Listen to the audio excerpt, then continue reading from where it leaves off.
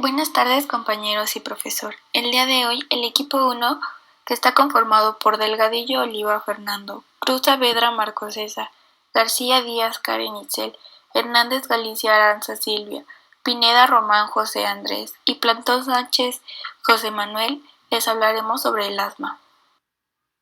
Buenas tardes, compañeros, yo soy José Andrés Pineda Román y voy a comenzar a hablarles acerca del asma. Ahora, ¿qué es el asma?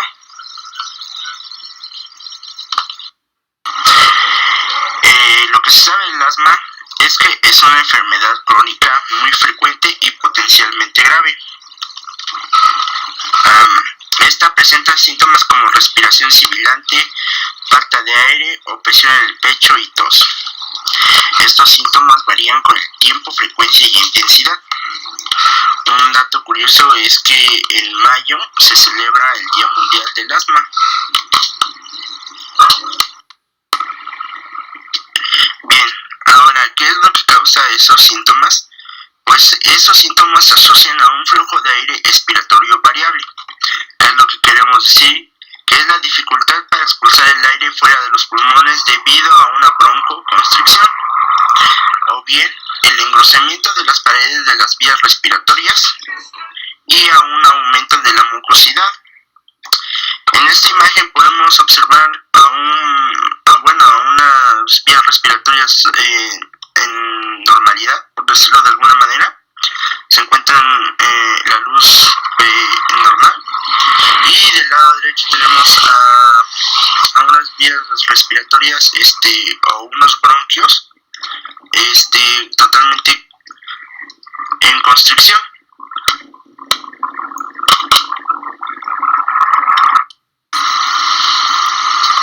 Ok, ahora vamos a revisar la epidemiología de esta enfermedad. Se calcula que en el mundo el asma afecta a 300 millones de personas. En México, la prevalencia oscila entre un 5 y 12% de la población. Es principalmente habitual en pacientes de edad pediátrica. Bueno, en esta imagen tenemos una representación de la distribución de esta enfermedad, y dice que países según su tasa de casos fatales por cada 100.000 asmáticos. Tenemos esta representación de colores que nos indica la gravedad por la que pasa el país. Y como vemos, en México estamos en color rojo. Esto debido a que el 80% de los casos no son controlados o no se tratan. Eso quiere decir, por ejemplo, que de 10 asmáticos solamente 2 se tratan y los 8 restantes no lo hacen. Bueno, ahora vamos a revisar los factores de riesgo. Se sabe que esta enfermedad es una combinación entre una predisposición genética y la exposición ambiental que pueden provocar reacciones alérgicas. Estos factores de riesgo son, por ejemplo, ácaros de polvo que se encuentran entre las sábanas de nuestra casa, fármacos o medicamentos como el ácido acetil salicílico, antiinflamatorios no esteroideos y betabloqueantes, los cigarrillos, la contaminación atmosférica, cambios climáticos como temperatura y humedad, infecciones virales, mascotas, su caspa, polen, el moho, entre otros. También se debe a factores emocionales, así como a la exposición de sustancias irritantes. Es tan grande el impacto de esta enfermedad que se han creado diversas instituciones para su control y manejo, como la Global Initiative for Asthma, que es GINA por sus siglas en inglés. Esta se estableció para aumentar la concientización sobre el asma entre los profesionales de la salud, autoridades de salud pública y la comunidad. Esto fue para mejorar la prevención y manejo a través de un esfuerzo mundial coordinado.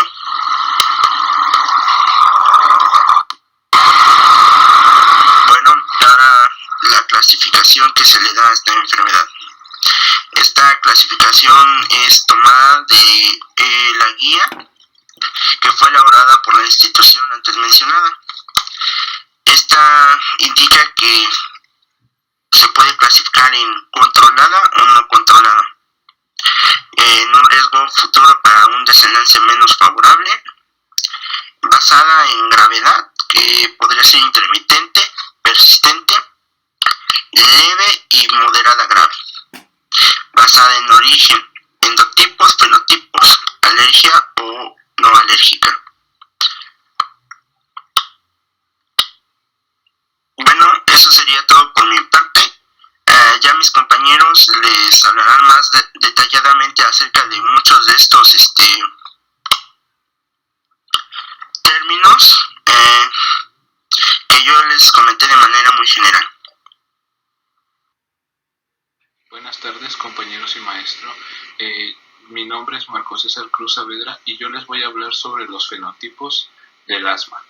Bueno, según la Guía Española para el Manejo del Asma, se puede dividir los fenotipos en la siguiente forma: de tipo clínicos o fisiológicos, relacionados con desencadenantes, y del fenotipo inflamatorio. Estos a su vez se van a subdividir de diferentes formas que vamos a ver a continuación. La primera clasificación de fenotipos se da en los clínicos y fisiológicos. Estos se dividen a su vez en el asma grave. Bueno, el asma grave puede referirse como a los pacientes con dificultad para alcanzar el control en un ataque de asma. Esto quiere decir que un ataque de asma grave no mejora con los tratamientos y puede convertirse a su vez en una emergencia que pone la vida de nuestro paciente en riesgo. También existe el asma con exacerbaciones graves. Estos son episodios o ataques de asma que se caracterizan principalmente por el aumento progresivo en la dificultad para respirar. Este aumento al mismo tiempo es exponencial y bueno, los principales síntomas son la sensación de falta de aire, tos y silbaciones. Las silbaciones son aquellos ruidos que provoca un paciente al respirar, como lo son silbidos o chillidos al momento de querer respirar. También tenemos el asma refractario al tratamiento. Este hace referencia a sujetos que, tras haber confirmado un diagnóstico de asma, requieren un tratamiento alto o en altas dosis de corticosteroides inhalados, y a su vez requieren un segundo fármaco controlador de este primero, o también llamado corticosteroides sistémicos, para prevenir de esta forma una pérdida del control de la enfermedad. También podemos tener el fenotipo de asma de inicio precoz o de inicio tardío. Este se divide en dos, pero tienen las mismas características. El de inicio precoz suele darse en menores de 12 años y por lo regular suele ser alérgica. También tenemos el de inicio tardío. Prevalece en mujeres y se inicia en la edad adulta y puede ser de tipo no alérgica. También tenemos el fenotipo con limitación fija al flujo aéreo. Esto quiere decir que en algunos pacientes asmáticos las vías aéreas presentan un aumento en la masa de músculo liso bronquial. Este puede ser causado por hipertrofia e hiperplasia celular. Esto quiere decir que algunos pacientes que llevan un asma de larga duración se ve una limitación fija en el aumento de flujo aéreo. Y bueno, también tenemos el asma por obesidad. Como su nombre lo dice, se manifiesta con síntomas con escasa inflamación eosinofílica y suele darse en pacientes con sobrepeso, obesidad de tipo 1, obesidad de tipo 2 obesidad de obesidad mórbida. La siguiente clasificación que se le da a los fenotipos son los relacionados con los desencadenantes. En esta clasificación encontramos al asma alérgico. Este tipo de asma es aquel que se desencadena por la exposición a determinados alérgenos. Como alérgenos podemos identificar al polen, al polvo,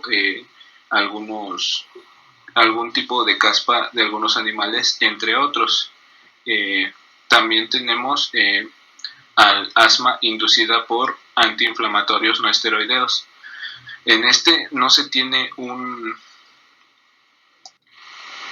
mecanismo inmunológico. Este se caracteriza por la presencia de asma bronquial, sinusitis y poliposis nasal e intolerancia a antiinflamatorios no esteroideos, tales como son el naproxeno, el ibuprofeno, pirazolonas, entre otras.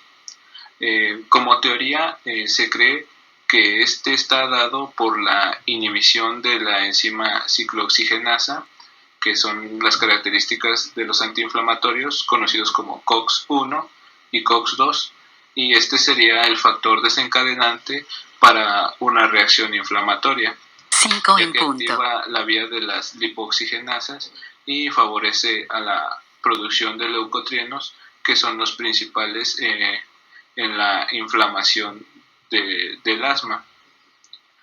También tenemos el fenotipo de asma inducido por menstruación. Esto no quiere decir que la menstruación cause asma, sino que lo hace más agudo. Está caracterizado principalmente porque en la menstruación los niveles de algunas hormonas, como lo son la progesterona y el estrógeno, disminuyen. Estos cambios pueden empeorar el asma de algunas mujeres. También tenemos el asma inducido por el ejercicio. Este se caracteriza principalmente por el estrechamiento de las vías respiratorias debido a una actividad física intensa. Puede causar falta de aire, silbido en el pecho, tos y otros síntomas que pueden presentarse durante o después del ejercicio. Y por último tenemos la clasificación de los fenotipos de asma inflamatorios. Estos pueden dividirse en asma eosinofílica, asma neutrofílica y asma pausigranulocítica. En el asma eosinofílica se caracteriza principalmente ya que en los diagnósticos, como lo son las biopsias bronquiales, hay un aumento de la presencia de eosinófilos. A su vez, en la neutrofílica, en estas biopsias puede verse un aumento en el conteo de neutrófilos. En la pausigranulocítica no se encuentra evidencia de ningún tipo de estas dos células mencionadas antes, pero esto conlleva a que tratamientos dirigidos a suprimir los recuentos de eosinófilos y neutrófilos sean inefectivos para controlar los síntomas de este tipo de asma. Buenas tardes, profesor. Buenas tardes, compañeros. Mi nombre es Fernando Delgadillo y continuando con el tema, yo les voy a hablar un poco acerca de la etiología. El asma es una enfermedad que es heterogénea, donde van a coexistir factores predisponentes que incrementan el riesgo de padecer esta enfermedad, así como factores desencadenantes que activan el asma. Estos factores se van a combinar en diferentes momentos para provocar los diferentes signos y síntomas característicos de esta enfermedad. Muy bien, dentro de los factores causales del asma, vamos a encontrar que existen de dos tipos, los genéticos y los ambientales. Primero vamos a abordar los genéticos. El asma es un rasgo hereditario complejo donde van a interaccionar numerosos genes de predisposición con factores ambientales para que se dé la reacción patológica. Entre los factores predisponentes se han descrito asociaciones con alelos de más de 50 genes que participan en la interacción de estímulos del medio ambiente.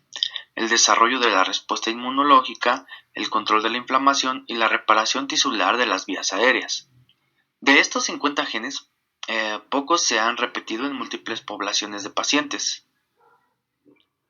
Continuando con los factores genéticos, uno de los locus de predisposición para el asma más repetido se encuentra en el cromosoma 5q, cerca del complejo génico que codifica las citocinas interleucina 3, 4, 5, 9 e interleucina 13 y el receptor de la interleucina 4. Esta región cobra un gran interés por la conexión entre varios de los genes situados en ella y los mecanismos de regulación sobre la inmunoglobulina E, así como de crecimiento y diferenciación de los mastocitos y los eosinófilos. De los componentes de este complejo, los polimorfismos que existen en el gen de la interleucina 13 es donde se ha demostrado mayor vinculación con el asma o las enfermedades alérgicas. Otro de los factores causales genéticos va a ser ADAM33, que pertenece a una subfamilia de las metaloproteinasas, que tiene relación con las metaloproteinasas como las colagenasas. Este se va a expresar en los fibroblastos pulmonares y en las células musculares lisas bronquiales, acelerando su producción, lo que va a contribuir a una hiperactividad bronquial y a la fibrosis subepitelial. Este ADAM33 también está relacionado con el deterioro de la función pulmonar. Otro factor causal genético va a ser el gen receptor adrenérgico beta 2. Es otro elemento situado en el cromosoma 5q y cuyas variaciones acompañan a un contraste de hiperreactividad de las vías respiratorias in vivo y de la respuesta in vitro a la estimulación agonista beta. El reconocimiento del genotipo tiene un gran valor para pronosticar la respuesta al tratamiento. Otro de los factores causales genéticos va a ser el gen del receptor de interleucina 4. Sus múltiples variantes polimorfas de este gen, que codifica la cadena alfa en el receptor de la interleucina 4, se encuentran vinculadas con la atopía, el incremento de la inmunoglobulina E sérica total y el asma. Otro factor va a ser la familia de las quitinasas. Esta cuenta con miembros que poseen actividad enzimática o no. Un ejemplo de las que poseen actividad enzimática es la quitinasa ácida, que ésta se encuentra aumentada en la inflamación por Th2. Una sin actividad enzimática es la YKL40. Esta se encuentra vinculada con el asma, ya que las concentraciones séricas de YKL40 tienen una relación con la gravedad del asma.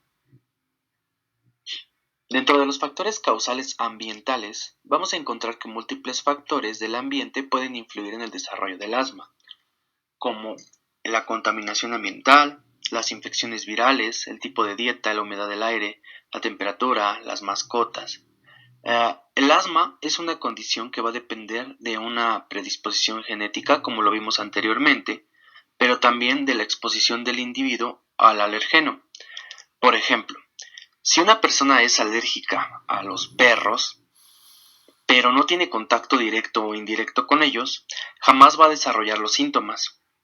La exposición a un alergeno, junto con las condiciones proinflamatorias, como la contaminación o las infecciones virales, durante esta exposición va a hacer que se desarrolle una respuesta inflamatoria contra el alergeno y que ésta perdure ante nuevas exposiciones.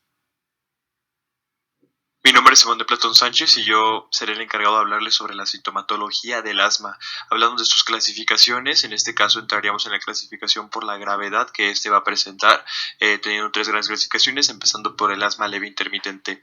En este caso, los síntomas serán leves. Esta clasificación significará que tendremos síntomas por hasta 2 días a la semana o 2 noches al mes. Este tipo de asma usualmente no afectará a ninguna de nuestras actividades y puede incluir el asma inducida por el ejercicio. En cuanto a sintomatología como tal, veremos que esta será constante en los diferentes tipos de asma, como la sibilancia o silbido cuando respiramos, la tos, vías respiratorias inflamadas, el desarrollo de la mucosidad en las vías respiratorias. De igual manera hay que tener en cuenta que el asma es una enfermedad cuyos signos son la manifestación de una obstrucción variable de la vía aérea inferior. En muchos casos nosotros tendremos que los síntomas serán muy leves o estarán totalmente ausentes durante los periodos de estabilidad de la enfermedad. Pero si la obstrucción se hace sintomática, que sería este caso, vamos a observar signos del aumento del esfuerzo necesario para poder conseguir una adecuada ventilación pulmonar. En cuanto al asma leve persistente, como siguiente clasificación, vamos a tener que los síntomas van a ser todavía más leves, pero ocurrirán más de 2 veces a la semana, es decir, vamos a tener una mayor constancia en cuanto a la sintomatología. Para este tipo de clasificación vamos a tener los síntomas más de una vez al día.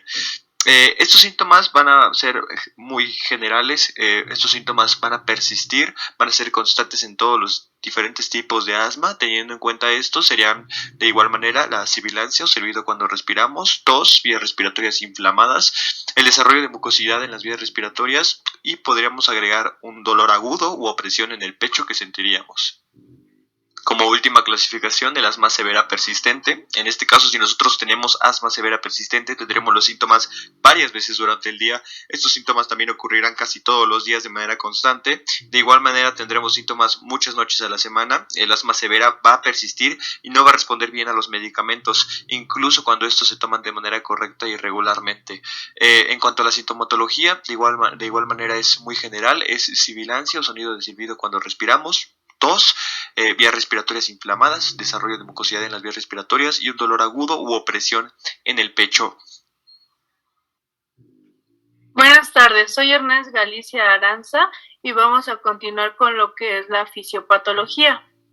Es importante recordar que es una enfermedad multifactorial donde participan componentes como genéticos y ambientales. Así diremos que se pueden presentar por cuestiones alérgicas o no alérgicas, ya sea ante una exposición al alérgeno, desarrollando la respuesta y que perdurará ante nuevas exposiciones futuras, o que de igual forma ante una exposición de humo del cigarrillo o olores de pintura, siendo estos olores fuertes o irritantes, darán el inicio de esta respuesta con algunas diferencias, pero con el mismo fin, que podrá ser un poco más intensa que por la del alérgeno, donde el proceso empezará por un espasmo bronquial pocos minutos después del ingreso del irritante o el alérgeno a las vías respiratorias de la persona, la cual ya ha sido sensibilizada en el caso del tipo alérgico. Por lo tanto, empezando desde el punto inmunológico, el proceso empieza con la sensibilización seguida de una segunda exposición, en donde las células dendríticas, principalmente del tipo convencionales del tipo 2, captan al alérgeno y con ayuda de las moléculas de histocompatibilidad 2 lo van a presentar llevándolo hacia los linfocitos T tipo CD4 y así estos se van a diferenciar a TH2, los cuales promueven la producción de interleucina 13, 4 y 5 de las principales, donde la 4 con ayuda de la 3 estimula las células B para la producción de IgE, donde estas mismas IgE atraen a mastocitos y las demás células ya mencionadas, donde con los receptores de alta afinidad se van a unir, manteniéndose así hasta la llegada de los alérgenos. Entonces vamos a decir que este mastocito ya está sensibilizado, por lo cual cuando entra el alérgeno por segunda vez y así consecutivamente, se unirá a este, empezando una respuesta inmediata provocando una degranulación, así liberando el contenido a lo que es la mucosa y la submucosa de la vía aérea, y vamos a ver que libera principalmente los leucotrienos, histaminas, proteasas como la triptasa, factores de crecimiento y glicoproteínas, además de atraer más linfocitos T y atraer a eosinófilos, que estos principalmente participan en la fase tardía. Estos son algunos de los más importantes, resaltando lo que es la histamina y los leucotrienos. Por lo tanto, vamos a ver que van a provocar la formación de edemas, el aumento de la permeabilidad vascular, vasodilatación, la secreción de la mucosa, donde ésta estimula aún más el bloqueo de la zona. El músculo liso va a presentar una broncoconstricción, por lo tanto dificulta la entrada y salida del aire, ya que es como si cerraran la puerta para el paso hacia los alvéolos. Aquí podemos ver la diferencia entre una vía normal y una vía con un episodio. Por lo tanto, todas estas causas van a provocar lo que es la sintomatología característica del asma. También veremos la interleucina 5 que recluta eosinófilos y los lleva hacia el músculo liso para la inflamación de esta área. También participan lo que son los TH9 con la producción de interleucina 9 que aporta para la inflamación de los eosinófilos y la hipersecreción de moco. Después se presentará una segunda fase llamada tardía, después de 3 o 4 horas, donde los linfocitos con la producción de citoquinas promoverán a un problema de inflamación crónica, además de la atracción de más células como los eosinófilos, monocitos, etc., ya que, por ejemplo, los eosinófilos dañan más las células endoteliales y sus cilios, así produciendo hipersecreción de mucina, además de secreciones de proteínas tóxicas, las cuales por su función, si se presenta esta fase demasiado y repetidamente, habrá lesiones en el epitelio, dejando muy sensibles hacia los irritantes, por lo cual reaccionará más, siendo más expuesta y con mayor activación, dañando y dando hiperreactividad bronquial, así aumentando la remodelación bronquial, presentando fibrosis, formación de pólipos nasales y el crecimiento de cornetes nasales, dando una obstrucción mayor, además de hipertrofia del músculo liso, por lo cual aumentará cada vez más por la llegada de más células. También participan las células linfoides innatas tipo 2 que producen la interleucina 4, 5, 13 y 9 con las mismas participaciones con mayor fuerza con la que es la 5. El daño de la barrera epitelial se liberan citocinas epiteliales como la linfopoyetina estromal tímica, la interleucina 25, 33, que actúan en la ILC2. Desde el lado del asma no alérgico veremos que se parecen el proceso con diferentes características. En este caso se dividen en dos, en neutrofílicas y eosinofílicas, donde va a destacar que, por ejemplo, en la neutrofílica participan los TH1 y 17 que producen lo que es la interleucina 17, 21 y 22, así como el interferón gamma, que promueve la hipersecreción e hiperreactividad bronquial, y lo que es el interferón alfa, que promueve la quimiotaxis de los neutrófilos. También la interleucina 17 participa en la inflamación neutrofílica y recluta a estos mismos de igual forma con lo que son las células linfoides innatas del tipo 3. En lo que es la eosinofílica van a participar lo que es la ILC2, principalmente destacando, ya que como se menciona anteriormente, va a ayudar con lo que es la interleucina 5 y la 13 a la función de los eosinófilos. Continuando así con mi compañero. Bien, ahora yo les voy a hablar un poco acerca del diagnóstico. Para que exista un diagnóstico certero, como primer punto debe de haber una sospecha clínica de asma. Para corroborar esta clínica debe de existir la presencia de dos o más de los siguientes síntomas. Como primer síntoma son las sibilancias. Estas sibilancias son un sonido silbante y chillón durante la respiración, y este ocurre cuando el aire se desplaza a través de los conductos respiratorios en los pulmones. Como siguiente síntoma va a aparecer la tos. El siguiente síntoma es la disnea. La disnea es cuando el paciente refiere que le falta la respiración. Como siguiente síntoma es la opresión del pecho o sensación del pecho apretado. Otro de los síntomas es la variabilidad en el tiempo e intensidad. ¿A qué me refiero con esto? Es cuando el paciente nos va a referir cuando se presenta el evento, por ejemplo, cuando es de madrugada, cuando está realizando un ejercicio y qué tan intenso es. Y presencia de factores desencadenantes, como lo habíamos hablado anteriormente.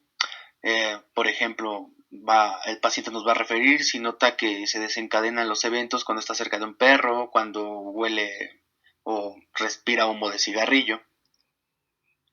Toda vez que en la sospecha clínica de asma notamos la presencia de dos o más síntomas, procederemos a realizar pruebas de función pulmonar.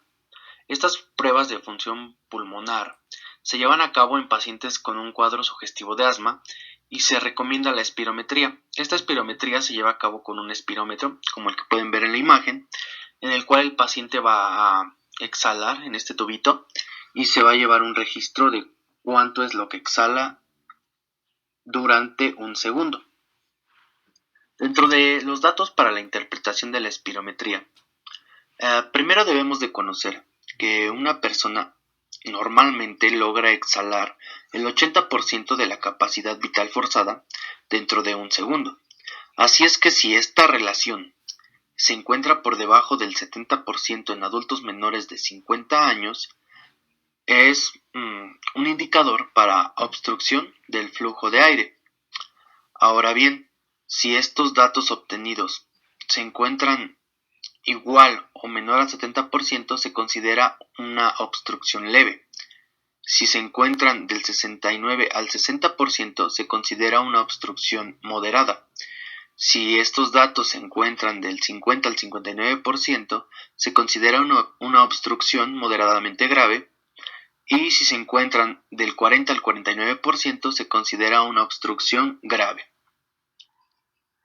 Bueno, dentro del último punto del diagnóstico, vamos a encontrar la clasificación de nivel de control, riesgo futuro, gravedad y fenotipo del asma. Una vez que los datos obtenidos en los exámenes anteriores nos dan positivo para diagnóstico de asma, el médico debe de evaluar el nivel de control actual y la gravedad del asma para poder establecer el nivel adecuado de tratamiento.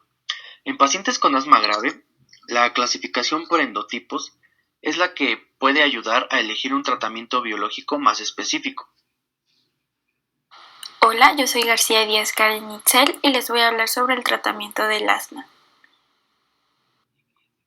Como sabemos, el asma no tiene cura. Por eso, el objetivo del tratamiento es disminuir los síntomas, mantener una función pulmonar normal o casi normal, prevenir las agudizaciones y que el paciente tenga una buena calidad de vida.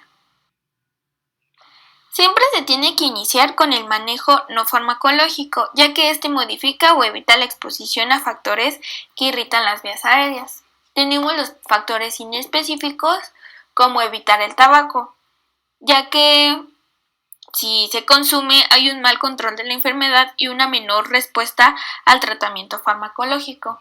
También la actividad física. Si la hacemos de forma regular, mejora la condición cardiovascular y la tolerancia al esfuerzo. También evitar la contaminación ambiental. ¿Esto cómo lo podemos hacer? Pues no realizar ejercicios o cualquier otra actividad en el exterior cuando los días de nivel de contaminación esté muy alto. Y la vacunación. Esto es en general o va más relacionado a las enfermedades de las vías aéreas como la influenza o actualmente pues el COVID. También tenemos los factores específicos. Estos prácticamente es evitar el contacto con animales, el polen, hongos o humedad y los ácaros del polvo. También tenemos los farmacológicos. La mayoría de estos tratamientos se administran de forma inhalada, lo que hace que el efecto local sea mucho mejor a nivel de las vías aéreas y con menos efectos secundarios. Tenemos dos grupos de fármacos inhalados, los broncodilatadores y los glucocorticoides. Los broncodilatadores abren o dilatan las vías aéreas y así pueden hacer su acción de forma corta o larga, mientras que los glucocorticoides son antiinflamatorios que disminuyen la inflamación en las vías aéreas.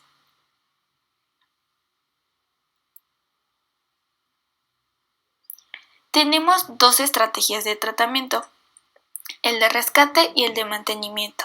El de rescate nos ayuda a aliviar la sintomatología de forma rápida, administrando un broncodilatador de acción corta, como anteriormente ya se los mencioné, y este actúa en minutos, mientras que el de mantenimiento es un control de la enfermedad y previene la aparición de crisis.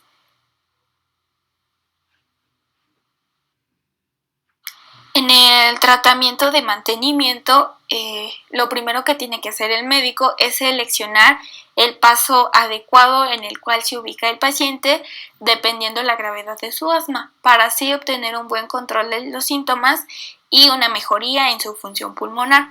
Aquí podemos observar en la imagen los pasos del 1 al 5, siendo el 5 el más grave. Y aquí en estos cuadritos de abajo podemos visualizar las dosis o incluso el tratamiento o medicamento que se le tiene que administrar al paciente según el paso en donde esté. Para pasar de un nivel a otro se necesita un tratamiento personalizado, el cual consta de 3 procesos, que es la evaluación, el ajuste de tratamiento y la revisión a la respuesta. En la evaluación tenemos que tiene que estar confirmado el diagnóstico, el control de los síntomas y los factores de riesgo, así como las técnicas y el objetivo que se tiene con el paciente. En el ajuste de tratamiento tenemos el tratamiento de los factores de riesgo, las estrategias no farmacológicas y los medicamentos, así como la revisión a la respuesta, que le integran los síntomas, las exacerbaciones, los efectos secundarios, la función pulmonar y sobre todo el cómo se siente el paciente.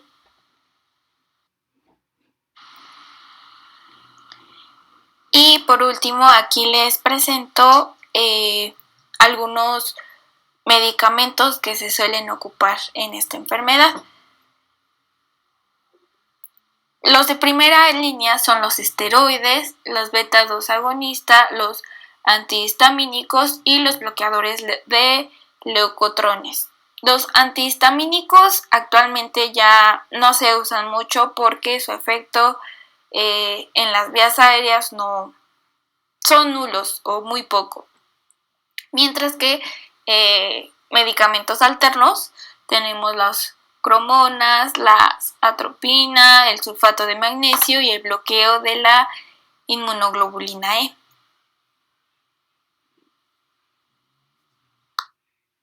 Esto sería todo de nuestra parte y les dejamos las referencias que utilizamos.